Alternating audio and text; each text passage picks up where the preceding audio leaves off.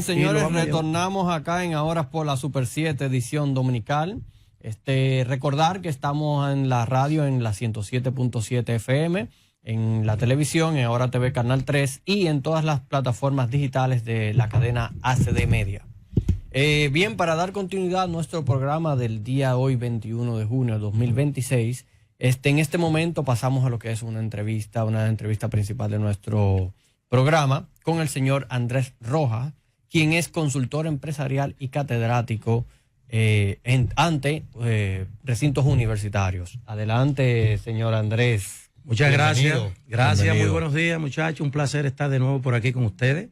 Así que le agradezco la deferencia de invitarme. Perfecto, perfecto. Como siempre, usted sabe que esta es su casa. Gracias. Bien, y para dar ahí mismo cabida a iniciar lo que es esta entrevista, vamos directamente, señor Andrés, con lo que se está moviendo aquí en nuestro país ante la nueva ley implementada o promulgada por el presidente de la República, la ley 3026, la cual ha causado muchos temas y ha traído muchas opiniones encontradas en este aspecto, tanto para las empresas privadas y también para personas físicas, entre otras medidas adoptadas.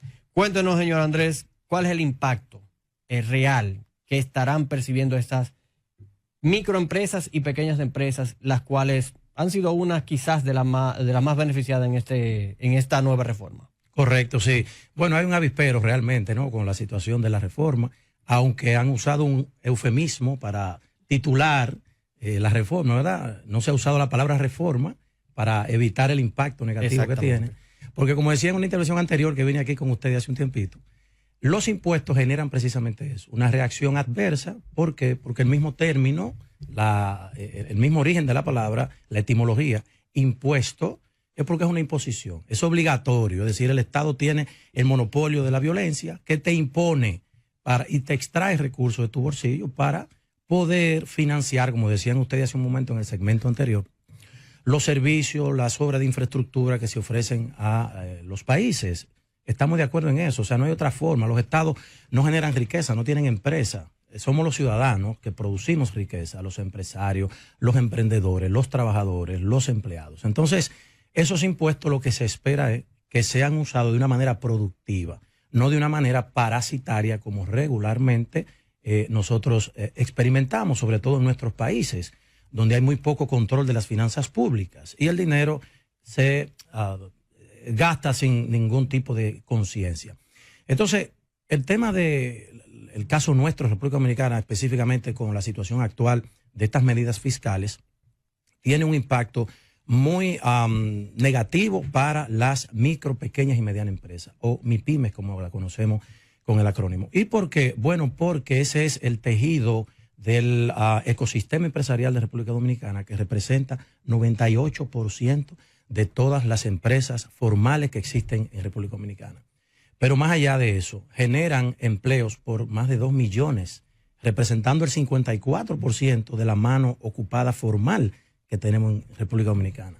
Otro dato interesante que las MIPYMES aportan es que el 38.6% del PIB, es decir, de la economía de nuestro país, la generan las pymes. Quiere decir que ese es un sector de la economía, no cualquiera, sino que representa casi la totalidad del ecosistema empresarial y aportan más de 1/3 de las riquezas que nosotros producimos. De modo que estamos todos en consenso que los países se tienen que mantener con impuestos. Ahora, el momento y la forma de hacerlo es lo que cambia ese tipo de medidas. ¿Por qué? Porque nosotros estamos en una situación que más adelante apoyaremos con algunos datos, como país, arrastrando una ralentización de nuestra economía en los últimos 5, 6 años después de la pandemia.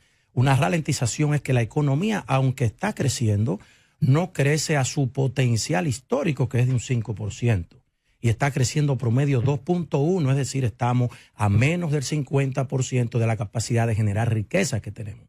Y un dato adverso para cerrar aquí y esta parte es que la inflación crece 4 y 4.5, es decir, crece el doble de la economía. Por lo que estamos ante escenarios muy oscuros, muy adversos para que las MIPYMES puedan sobrevivir y seguir generando empleos y pagar impuestos. Entonces, en ese sentido, ¿usted cree que en las MIPYMES en este momento están en un momento difícil?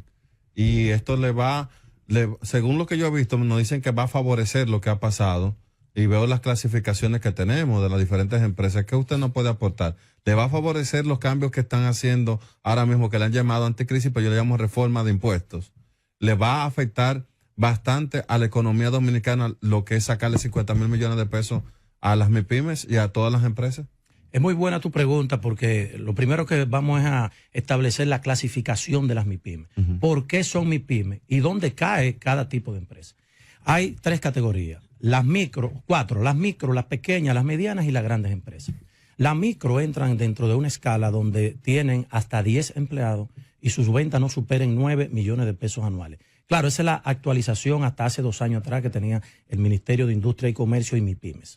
Luego vienen las pequeñas empresas que tienen entre 11 empleados y 50 y sus ventas no excedan 61 millones de pesos al año. Y están luego entonces las medianas empresas que tienen entre 51 y 150 empleados y cuyas ventas no excedan 230 millones de pesos anuales. Ya después de ahí son grandes empresas o grandes contribuyentes. Esas 3, micro, pequeñas y medianas, son las que tienen el mayor impacto porque representan el 98%, ¿verdad? Como lo dije hace un momento.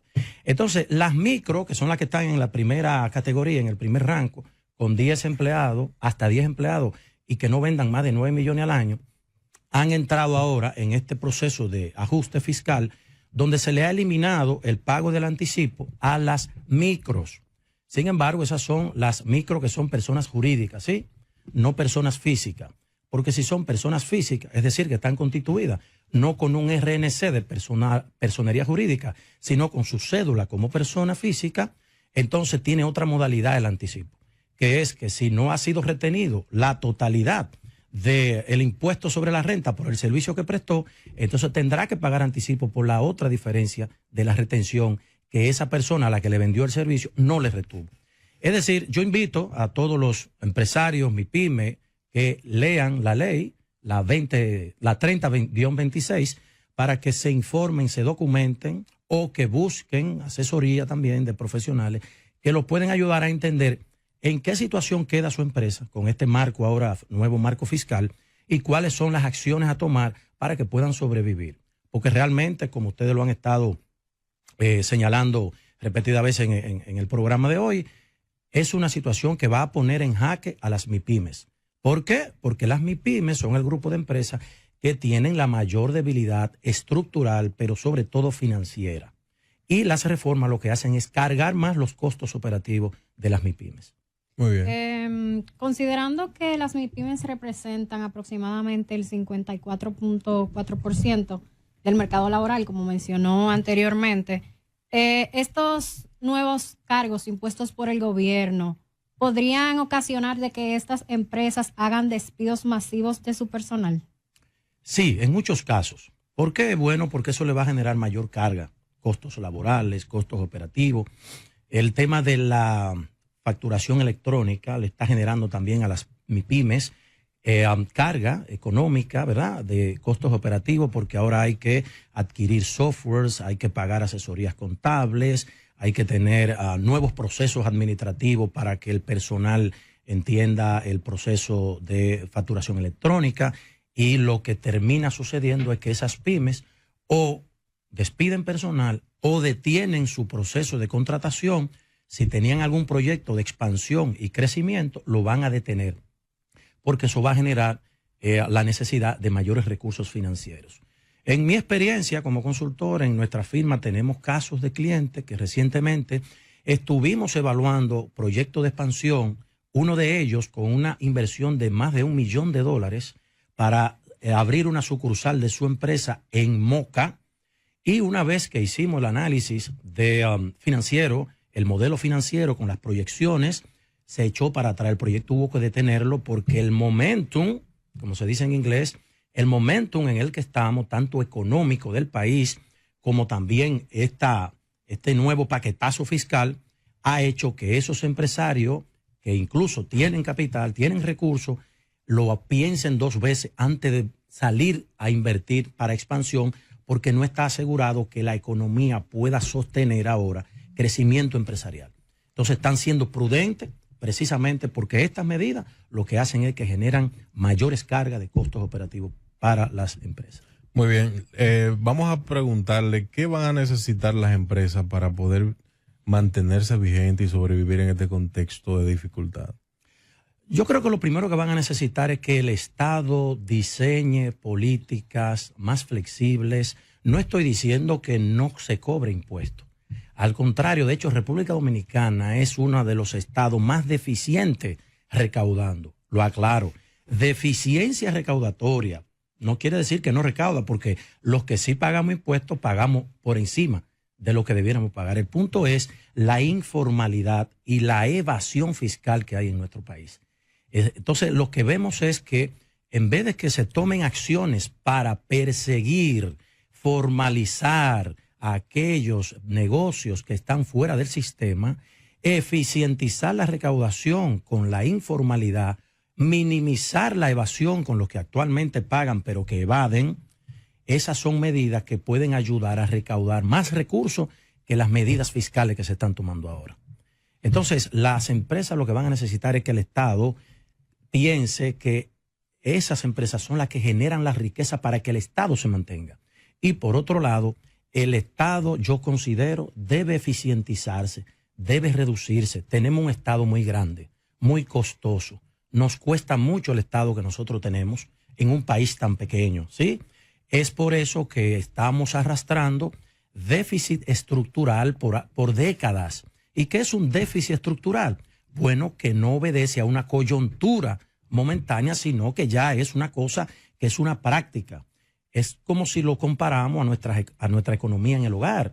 Si usted es una persona que todo el tiempo vive por encima de sus posibilidades, usted va a arrastrar un déficit que se convierte en una bola de nieve y va a llegar un momento donde ya usted no la soporta.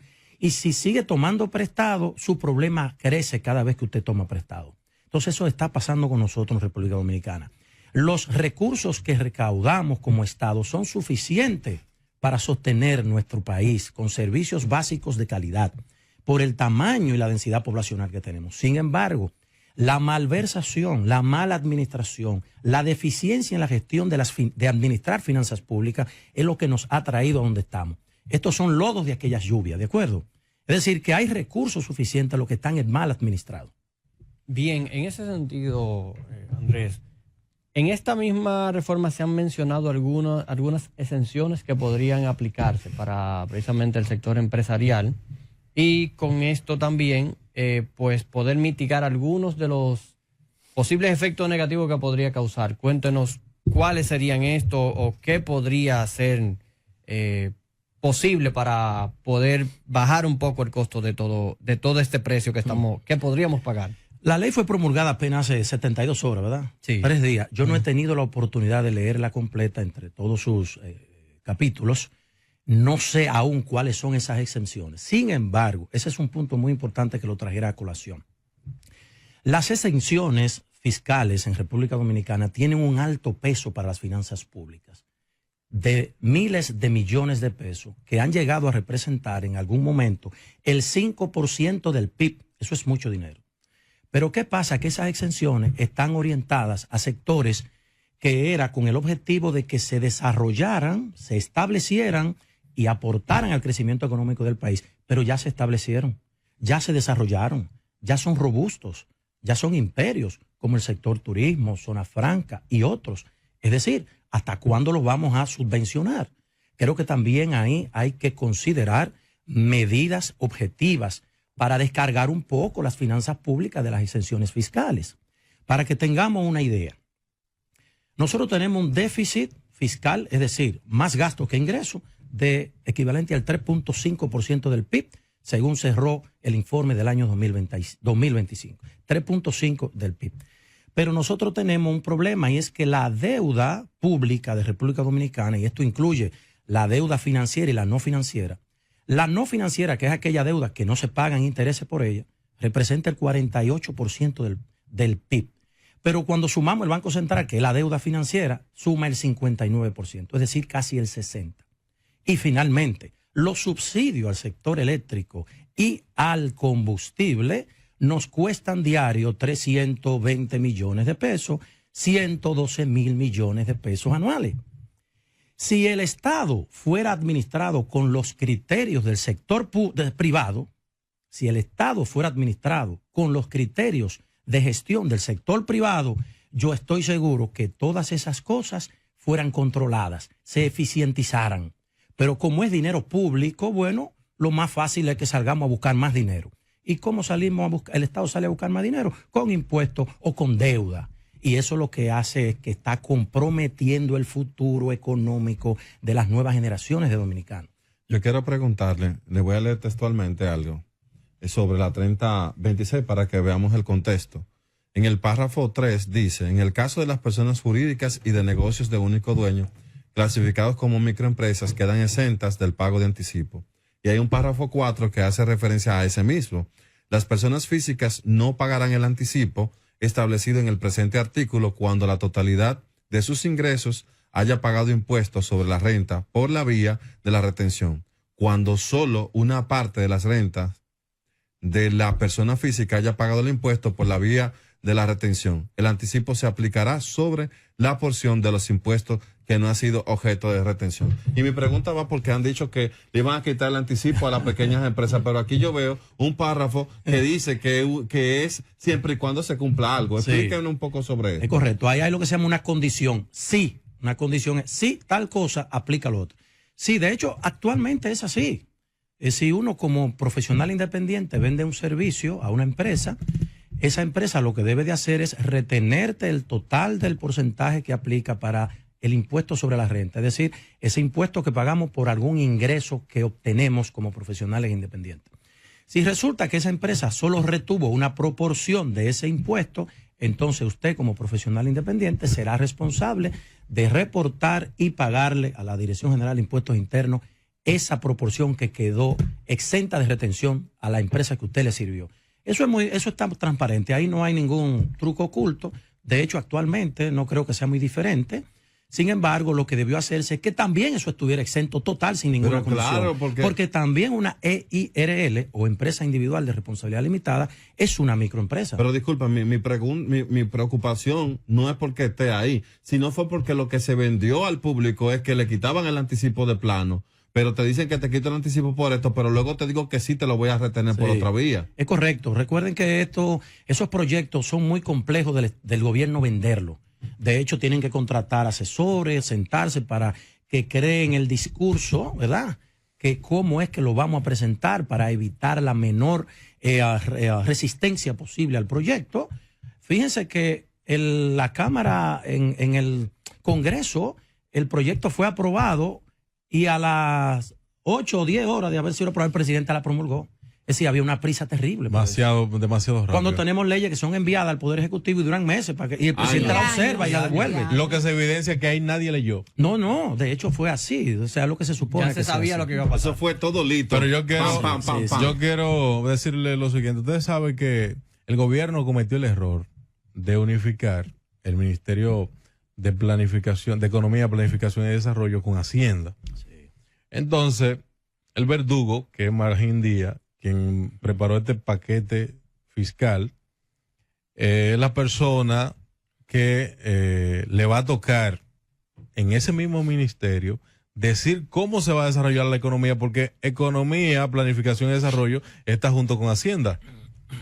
Pero yo no lo voy a meter para allá. Yo lo que quisiera es que usted nos pueda arrojar un poco de luz, cómo desde la microempresa este país se puede seguir desarrollando, en el sentido de que yo he dicho que el modelo económico ha fracasado en la República Dominicana y que debe cambiarse. ¿Cuáles son las áreas de tendencia que el país debe desarrollar a través de las micro y medianas empresas para poder seguir aportando a la economía dominicana? Me agrada mucho tu pregunta, porque yo creo que eso tiene ya ahí como la síntesis de lo que debe ser en esta situación en la que estamos. Mira, el ministro de Hacienda tiene un gran reto, porque es muy fácil vender, ¿verdad?, el paquete de la reforma porque necesitamos el dinero. Sin embargo, ¿cómo vamos a generar riqueza luego para hacer sostenible esa estructura fiscal? Porque los impuestos se generan si las empresas generan riquezas. Si las empresas quiebran, no hay quien pague impuestos. ¿Por qué? Porque las empresas son las que generan empleos. Y nosotros como ciudadanos, los que no somos empresarios, en el caso de los que no son empresarios, bueno, pues viven de un empleo y si no tienen ingresos, no pueden consumir, no pueden gastar. Vamos a respaldarlo con datos. De diciembre a abril, el Estado, el Banco Central, retiró del circulante de la economía dominicana 44,000 millones de pesos. Eso fue una medida restrictiva para lo que llaman los economistas enfriar la economía. Enfriar la economía es que cuando tú tienes un crecimiento sostenido, muy constante, entonces se disparan los precios porque hay mucho flujo de dinero. Entonces el Estado recoge el dinero, lo que se llama no hay circulante, o lo que en el lenguaje coloquial la gente dice no hay cuarto, esto está mal. El Estado retiró en 4 meses 44,000 millones del circulante de dinero en efectivo. Pero ¿qué resulta? Otro aspecto también que es negativo. El Estado redujo la inversión de capital solo en el mes de marzo en un 42%, pero interanual un 8%. Entonces, ¿qué resulta? Que eso es 18,000 millones de pesos que el Estado dejó de invertir, lo que se llama inversión de capital, no gasto corriente. Es dinero que tiene que ir a la generación de obras de infraestructura que generan actividad económica, porque generan demanda de materiales de construcción, servicios profesionales, transporte, un sinnúmero de rubros que van a dinamizar la economía. Entonces, con una dinámica de políticas públicas como la que acabo de mencionar, menor liquidez, menor inversión de capital para generar productividad, tasas de intereses disparadas, la construcción en decrecimiento constante en los últimos 5 años y un sinnúmero de aspectos más negativos, no hay forma de que sea sostenible el crecimiento económico, porque el Estado no está dando señales de que está interesado en el crecimiento económico, sino en sostener el gasto corriente. Lo que quiere decir que son medidas equivocadas. Equivocadas totalmente para generar crecimiento económico sostenible. Y finalmente, la segunda parte de tu pregunta, ¿hacia dónde debemos migrar como modelo económico, como país, para poder seguir avanzando a futuro como economía? Tenemos que hacer la transición de una economía de servicio, turismo, comercio, maquila, de zona franca, mano de obra económica, transformación de materia prima básica, que es lo que nosotros hacemos, exportar materias primas básicas, rubros agrícolas, minerales, a una economía de valor agregado donde nosotros insertemos nuestro proceso productivo a las nuevas tecnologías y crear empresas de tecnología en República Dominicana que podamos exportar valor agregado. Una vez tuve un maestro en la universidad que cuando me estaba explicando lo que era eso del valor agregado en la exportación y decía, poeta, fíjese que nosotros importamos un furgón de televisores inteligentes desde China. Para nosotros equiparar el valor económico de ese furgón de televisores inteligentes en valor económico como exportación hacia atrás, debemos mandar 100 furgones de guineitos verdes. ¿Entendió lo que es el valor agregado? Sí. Para equiparar el valor económico en la balanza comercial de un furgón de televisores inteligentes, tenemos que mandar 100 furgones de guineitos verdes. Eso para explicarlo en lenguaje llano, para que nuestra audiencia lo... El mismo oro es un ejemplo también. Efectivamente. Que lo mandamos lingotes. En lingotes. Correcto. ¿Y por qué no desarrollamos tecnología para nosotros transformar oro en otros productos que pueden ser partes que se utilizan en los dispositivos de hoy y generar una economía entonces de valor agregado? Bien, Andrés, brevemente ya indícanos o danos un mensaje de aliento a la población ante esta... Será de consuelo. Final, un mensaje final. O consuelo, tu mensaje final y medidas que podrían adoptar brevemente para que esto sea más suave. Bueno, realmente, como dicen los muchachos, yo creo que más bien un mensaje de consuelo. No hay otra más que ajustarnos. Aquí entra muy bien la conducta de ser personas austeras, tanto en lo físico, ¿verdad?, en la economía familiar como en la economía empresarial. Si usted tiene una MIPYME, una micro, una pequeña, una mediana empresa, sea austero. Si usted tiene una estructura dentro de su empresa que administrativamente los procesos no están bien gestionados, busque ayuda, busque asesoría, déjese ayudar, porque muchas veces los empresarios MIPYME le temen a las asesorías porque la ven como un gasto y luego terminan pagando un precio más caro, que es la quiebra de la empresa, por no haber pagado un precio, un valor de un servicio que lo iban a pagar una única vez y se iban a beneficiar por largo plazo de tener una empresa organizada, bien gestionada, porque estos procesos lo que hacen es que le meten más presión a las empresas pequeñas. No pueden competir con su vecino, que es más grande, porque ese sí tiene liquidez para aguantar, tiene una estructura formal, organizada, tiene mano de obra calificada, entonces puede competir y puede resistir tiempos de crisis. Así que mi consejo es, hay que ajustarse, hay que ser austero, busque ayuda, documéntese para que entienda en el momento en el que está la economía y usted pueda sobrevivir hasta esperar que vengan los vientos alisios. Bien, por último, Andrés, por favor, danos tus contactos donde las personas pueden estar al tanto y requerir esa afable consulta contigo. Muchísimas gracias, sí, por la oportunidad. Bueno, me pueden encontrar en Instagram como Andrés Rojas 001 y también la cuenta de nuestra firma que es Galaxy Consulting G. Ahí está tanto la cuenta de nuestra firma como nuestra cuenta personal de Instagram. Estamos a sus órdenes y en el 849-206-9973. A sus órdenes. Bueno, perfecto. Recordar, estuvo con nosotros el señor Andrés Rojas, quien es consultor, economista y además de catedrático ante universidades de este país. Hasta acá dejamos este bloque y nos vamos a una pausa en Ahora por la Super 7, edición dominical. Ahora por la Super